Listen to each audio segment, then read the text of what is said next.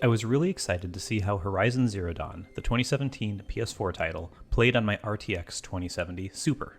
After all, the PS4 came out in 2013, so if it can run something, surely my much newer PC could do it way better, right? This feeling was bolstered when Death Stranding came out last month and was running on the same engine and ran like a dream on my system. I got near flawless 60 FPS for the entirety of that game, all while running at max settings and 4K. So when the initial reports of Horizon Zero Dawn came out and they were not so hot, I was pretty surprised. This in-game benchmark didn't encourage me either, as the frame rates were all lower than I expected and far more erratic than I'd hope. Thankfully, I found the game is definitely playable, and depending on what you want, the 2070 Super can give you a decent experience, but it's not the home run conversion that Death Stranding was. The gist is that you have to decide if frame rate or resolution is more important to you. If you must run at 4K, then you're going to get a 30 FPS experience, sometimes going a little higher and occasionally a little lower.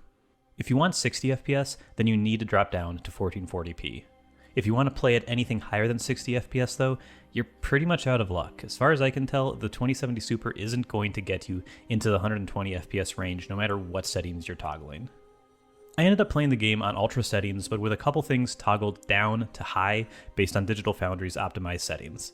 The game still looks really good, and I'm enjoying the game quite a lot, but the erratic frame rate is the biggest issue I've had with it.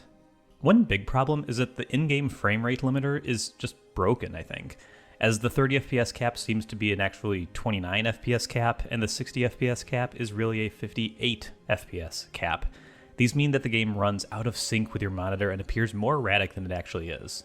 Instead, I'd recommend just turning on VSync, which will cap you at an actual 60 FPS on a 60Hz monitor.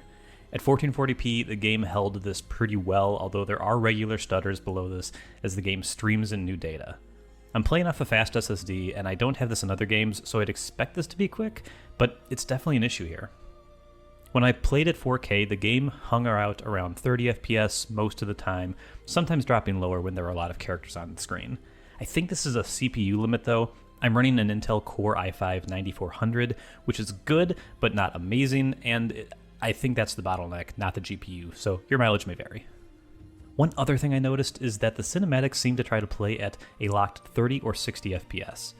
At 1440p, it wasn't something I noticed because everything was going at 60. But when I was playing at 4K, the gameplay would be rendering at like 45 FPS in an area, and then I'd enter a cutscene and it would drop to a locked 30. This is fine, of course, and it makes the cinematics play out pretty smoothly, but just something to note. Overall, I'm not incredibly upset or anything with the performance in this game, but I was expecting more. This is a game that ran at a perfect 30 FPS at 1080p on 7-year-old hardware. It's not unreasonable to expect it to run way better than that on a high-end GPU today. And yet, this is the game that pushes my system harder than anything short of Control.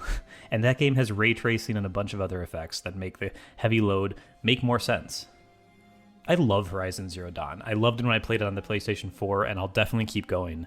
And I'll play it at 1440p because this game is a joy at 60 FPS. But I'll definitely be keeping my eyes out for a patch or two that improve the performance over time. I really hope those are coming.